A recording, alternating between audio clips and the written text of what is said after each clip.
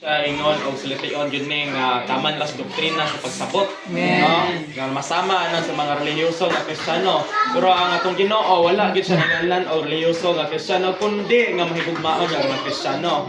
Labi niini ang kita nasayod labi sa ang mismong tuyo nga nangalan siya asawa, mao usab nga atong ipailan nato sa uban, no? Aning pagtinagi aning pagsangyaw sa ebanghelyo. Labing mo na ni siya nga ipinahayag sa ubang mga tao ba nga ang Ginoo mismo kay nahigugma sa kanato ang kining ebanghelyo mao ni siya ang love letter galing dira sa nila nga ang Ginoo nahigugma ra sa kanila.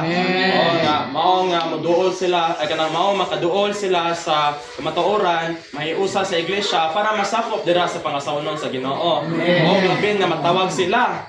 Pero bantayonon nato mga igsoon nga labin kay gamay ra gyud ang nangapili. No, mao usab ang mga mananaog, mao usab nga katong makasulod ra gyud sa kasal sa Ginoo. No, anay 1,000 years gyud nga adunay kanang feasting, more on wedding gyud sa kasal gyud. Pero hinikita gyud ang sa katong wala gyud nadala mao gyud ang nahagbong dito sa kanikitan ng igsoon. Mo na hinibantayon gyud nato. No, labi na gyud nga ating pagsinati nato sa Ginoo nga ipahimulos nato ni mismong higugma nato kiniagi nato sa espiritu nga adlaw-adlaw gyud moduol gyud ta kaniya, no, na mahigugmaon nga mga mananao dira niya mga igsoon.